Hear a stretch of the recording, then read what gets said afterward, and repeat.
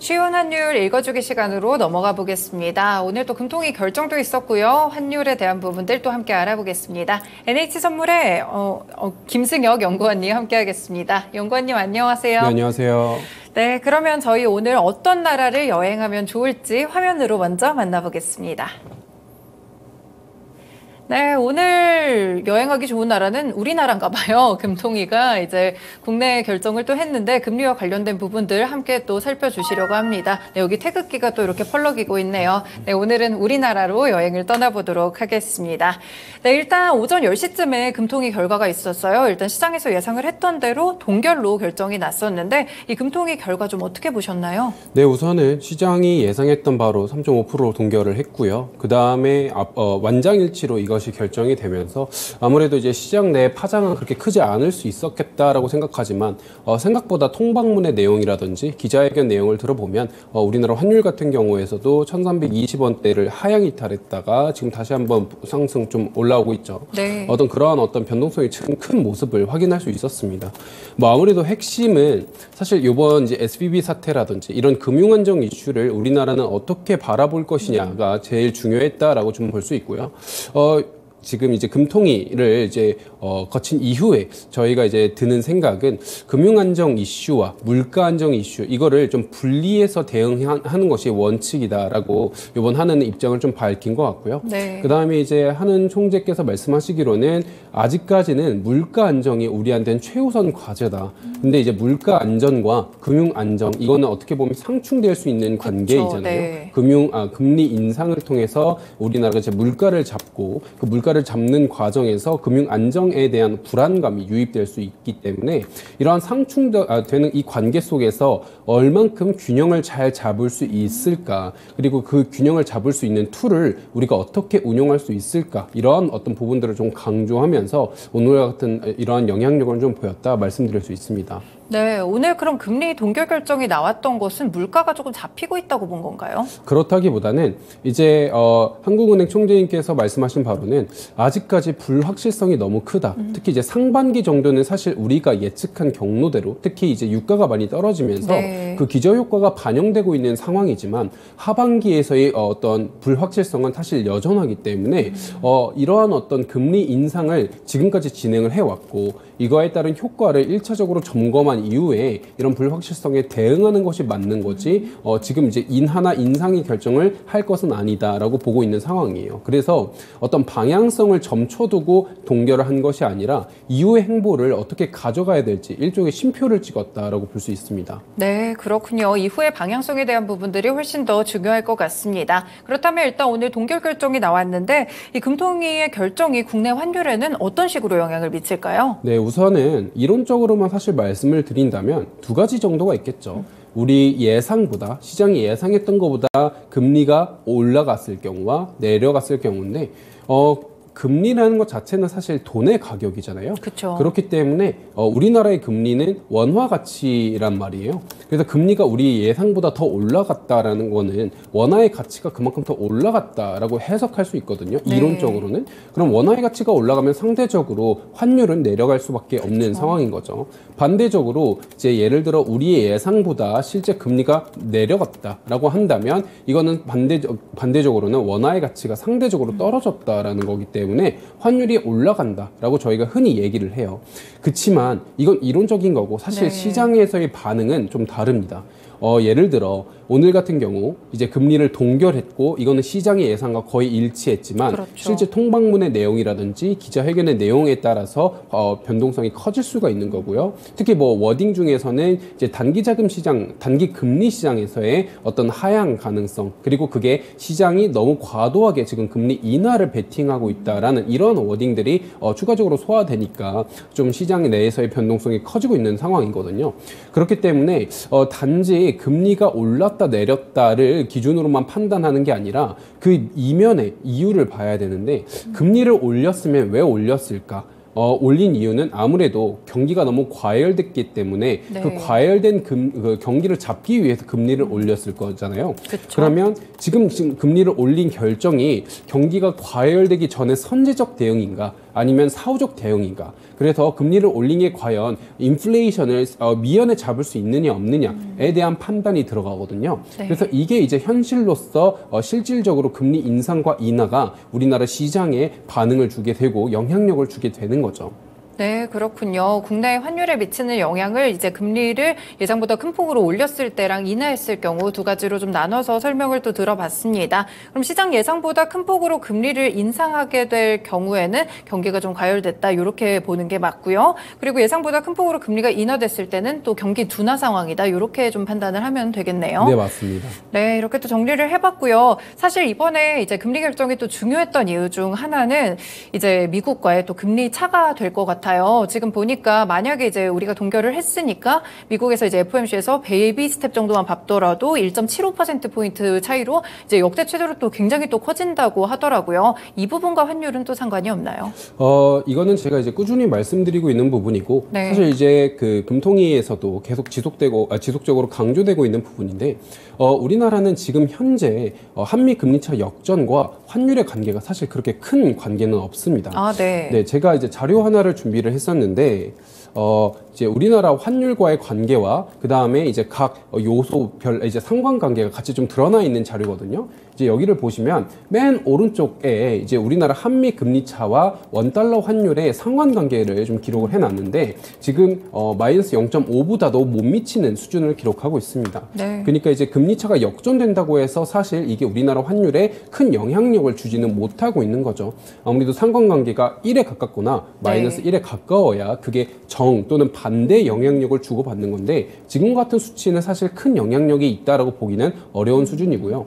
왜 그러냐라고 했을 때 우리나라로 자금이 유입되는 원인을 좀 생각해 보자면 네. 아무래도 이제 한미 금리 차에 따른 어떤 자금 유출을 우려하는 이유는 그 자금에 우리나라로 흘러 들어오는 근거가 사실 대부분 재정 차익 거래를 위해서 들어왔다라고 판단하기 때문에 그런 건데 실상은 그렇지는 않습니다. 우리나라의 경기 성장성이라든지 IT 산업의 발전성이라든지 이후에 우리나라의 증권가의 어떤 건전성이라든지 이러한 것들, 그러니까 미래 상황에 대한 베팅을 가지고 들어오지 현재 지금 금리차가 얼마큼 낮고 이걸 따라서 기계적으로 재정 차익 거래가 얼마큼 얻을 수 있다. 이런 어떤 목적으로만 들어오지는 않거든요. 그래서 실제로 금리차가 과거에도 여러 번 역전이 됐었는데 네. 그 당시에도 우리나라는 오히려 채권 입장에서는 실제로 자금이 순유입되는 경우도 많았습니다. 그렇기 때문에 꾸준히 말씀드리는 바는 한미 금리 차가 역전됐다라고 해서 그거를 기계적으로 이건 자금 유출이다라고 해석하는 게 아니라 역전됐지만 앞으로 우리나라의 성장성이라든지 경기 방향이 어떻게 진행될 거냐, US와 코리아의 상대적 우위가 어디에 있느냐를 좀 고민을 하면서 그 변동성과 방향을 책정하시는 게 좋다라고 추천드립니다. 네, 그렇군요. 올해 1분기 기준으로 봤을 때 이제 한미 금리 차나 국내 환율의 상관관계 자체가 그렇게 크지 않은 편이라는 또 말씀을 주셨기 때문에 이 부분을 또 알아두셔야 될 것 같아요. 왜냐하면 대체적으로는 이제 아무래도 큰 영향 관계가 좀 있지 않을까, 외국인 수급도 달라지고 하니까 이렇게 생각을 하실 수도 있는데 그렇지 않다는 점을 함께 또 짚어주셨던 것 같습니다. 그럼 앞으로 이제 뭐 우리나라는 이렇게 동결을 했는데 뭐 미국의 흐름도 좀 궁금하고요. 이 IMF 측에서 세계 경제에 대해서는 좀 어떻게 보고 있을까요? 아무래도 이제 IMF 총재님께서도 마지막에 발언을 하셨고 네. 이제 금통위에서 이제 기자 한 분이 물어보셨어요. 이제 BOJ 총재님께서 새로 바뀌셨잖아요. 그렇죠. 새로운 바뀐 총재님의 지금 통화 정책 자체가 완화적인 통화 정책을 여전히 유지하는 스탠스를 가지고 있는데 이게 이제 우리나라에 어떤 영향을 미칠 것이냐라는 질문을 하셨을 때 네. 그때 저희 총재님께서 아마 내일 IMF 쪽 이제 주최를 하는 회의를 가면 만나 뵐 수 있지 않을까라고 기대를 하고 있다. 뭐 이런 말씀도 하셨는데 아마 내일 이제 IMF 회의를 가서 거기서 사실 안건은 거의 하나입니다. 지금 인플레이션의 상황과 그 다음에 금융 안정의 상황, 이게 아까도 말씀드렸던 상충되고 있는 상황이잖아요. 네. 이거를 어떻게 핸들링할 수 있느냐에 대한 사실 논의가 이루어질 건데요. 인플레이션에 대해서 두려워하고 있는 이유는 사실 아직 명확하게 있습니다. 뭐 물론 최근 지표만으로 말씀드리면 그 메나임 중고차 지수 같은 것들이 다시 한번 좀 반등을 하고 있는 모습을 네. 보이고 있고요. 우리가 완화될 거다라고 보고 있었던 지표들이 조금씩은 반등세를 보이고 있는 게 있기 때문에 이러한 부분도 좀 불안하고 중요한 거는 감산 효과 있겠죠. 네. 오펙 플러스와 러시아 특히 사우디아라비아가 중심으로 이제 본인들의 감산을 좀 진행을 하고 있는 거고, 이제 그분들 입장에서는 사실 합리적인 판단이다라고는 보여지고 있어요. 왜냐하면 65불에서 68불 WTI 기준으로 65불에서 68불 정도가 본인들이 재정 적자가 나지 않는 유가 수준이거든요. 근데 최근에 수요 둔화에 대한 우려로 유가가 많이 떨어져서 네. 70달러 선까지 내려왔기 때문에 본인들의 재정 적자 수준까지도 유가가 내려오게 된다면 큰일이 날 수 있잖아요. 국가 그쵸. 수지 면에 있어서는. 그래서 이제 감산 효과를 진행을 했는데 그 감산에 따르면 WTI는 다시 한번 반등을 할 수 있었잖아요. 근데 우리가 작년 인플레이션이 왜 발생을 했는가를 생각했을 땐 에너지에 따른 그쵸, 국제유가. 네. 그렇죠. 국제유가가 상당히 많이 올랐기 때문에 발생을 했어서 요번에 이러한 어떤 감산 조치가 앞으로도 그럼 에너지발 인플레이션을 다시 한번 촉발시킬 수 있지 않을까라는 우려를 사실 만들어낼 수는 있는 거죠. 네. 그렇기 때문에 너무 한 번에 우리는 인플레이션이 잡혔다라고 단언하기는 어려운 상황인 거고, 근데 반대로 금융안정 이슈도 여전하잖아요. 특히 이제 부채 한도 같은 것들, 부채 한도 협상이 거의 막바지에 달아 있는 상황에서 유동성을 추가적으로 공급할 수 있는 수단 자체가 많이 남아있지 않은 상황입니다. 네. 미국 같은 경우에는 TGA 계정이라는 어떤 항목 내에서의 잔액이 점차 줄어들고 있는 상황이고, 꾸준하게 양적 긴축을 하고 있는 상황이기 때문에 점차 유동성 면에 있어서는 공급이 점점 줄어들고 있는데, 그런 상황에서 반대로 금융 안정 이슈가 터지게 된다면 네. 우리는 이거를 점점 어떻게 대처를 해야 하는가에 대한 논란이 있을 수 있죠. 다행히 이번 연준이 이제 BTFP라든지 아니면 재할인율 창구를 잘 이용을 해서 이거를 일단락 시켰지만, 이후에도 이런 것들을 계속해서 지속적으로 막을 수 있을 것이냐에 대한 의문을 사실 들고 있는 상황이에요. 그리고 미국은 이렇게 진행을 했지만 네. 과연 이게 유럽, 한국, 뭐 여타 신흥국들에 퍼졌을 경우에는 이걸 어떻게 우리가 글로벌적으로 대처할 수 있을까에 대한 논의는 다 같이 이뤄내야 되고 있는 상황이죠. 그렇기 때문에 이제 IMF가 이러한 어떤 중대한 사항에 있어서 회의를 모집을 한 거고요. 네. 세계 각국의 정상들, 뭐 대통령은 아니고 이제 뭐 통화정책위원회를 이제 주도하시는 중앙은행 총재님이라든지 아니면 석박사들이 모여서 이러한 것들에 대해서 좀 얘기를 나눌 전망입니다. 네, 그렇군요. 인플레이션이 또 어떤 방향으로 가게 될지, 그리고 금융 안정에 대한 부분들까지 함께 좀 고려를 하면서 앞으로 세계 금리 전망, 그리고 어떻게 또 경기를 운영을 해야 될지 이 부분에 대한 토의가 또 이뤄진다고 하니까 또 참고를 해두시면 좋을 것 같습니다. 중간에 일본은행 총재 이야기를 주셔가지고요. 지금 이제 총재가 바뀌어서 일단 멘트를 했던 거는 초저금리 정책을 좀 유지하겠다라고 했는데, 일각 시각에서는 좀 나중에 정책 변화가 있지 않을까 이렇게도 보더라고요. 좀 어떤 흐름으로 봐야 될까요? 우선은 그거는 이제 사실 우에다 총리께서 어떻게 진행을 하실지를 좀 봐야 되긴 하겠지만, 네. 현재 상황에서는 당연히 초안화 통화 정책을 유지하겠다, 그게 합리적이다라고 발언을 한 상황이잖아요. 그러면 반대적으로 왜 그거를 바꿀 것이냐라고 생각하는지 그 진영의 논리를 좀 이해하실 필요는 있는데요. 네. 가장 큰 거는 지금 일본의 이제 CPI 소비자 물가 지수겠죠. 1월 소비자 물가 지수, 일본의 1월 소비자 물가 지수는 거의 41년대 최고치를 보였습니다. 그러니까 인플레이션에 대한 상황도 일본은 결코 자유로울 수 없다는 거예요. 근데 그럼에도 불구하고 거의 제로금리, 마이너스 금리에 가까운 수준을 유지를 하고 YCC 컨트롤을 통해서 이제 일본의 10년물 채권 금리 상단을 0.5%로 묶어놨잖아요. 네네. 근데 이거를 과연 지속할 수 있느냐에 대한 의문인 거죠. 그 전까지만 해도 이거를 지속할 수 없을 거다라고 보고 있었던 입장을 가장 크게 반론했던 건, 야, 걔네 금리를 올리기 어려워. 왜냐하면 걔네가 금리를 올리게 되면 일본 정부는 수많은 부채를 가지고 있는데 네. 정부 부채의 수준이 상당히 심각하거든요. 그렇군요. 근데 그 부채의 심각성이 이제 이자 부담으로도 일어날 수 있기 때문에 금리를 상부로 올릴 수 없다. 그러니까 당연히 경기 부양을 위한 초안화 정책이기도 하지만 본인들이 보유하고 있는 정부 부채의 추가적인 이자 부담을 경감시키기 위한 조치다라는 일각의 이제 반론도 있었습니다. 네. 근데 최근 들어 일본의 정부는 상당히 빠른 속도로 본인들이 보유하고 있는 정부 부채를 청산하고 있는 중이거든요. 네. 특히 이제 미국의 10년물 국채를 많이 팔고 있어요. 원래는 10년물 국채 시장에서 일본이 가장 큰 손이었는데 이제 중국, 일본 등이 10년물 국채를 상당히 많이 매도를 하고 있거든요. 이러한 어떤 흐름을 통해서 정부 부채를 경감시키기 위한 노력을 일본이 꾸준하게 진행 중에 있다. 네. 그렇게 된다면 그러면 예를 들어 소비자 물가 지수가 지금보다 더 올라가게 되고 일본 내에서 근데 이제 부채에 대한 경감이 어느 정도 좀 내려와서 금리를 YCC가 0.25%에서 0.5%로 상단이 한 번은 조정된 거잖아요. 네, 그 그쵸. 0.5%에서 조금 더 조정될 수 있는 적어도의 룸을 일본이 얻게 되는 경우에는 그런 경우 지금의 통화 정책을 조금은 변화시킬 수 있지 않을까 정도의 기대는 하고 있는 거죠.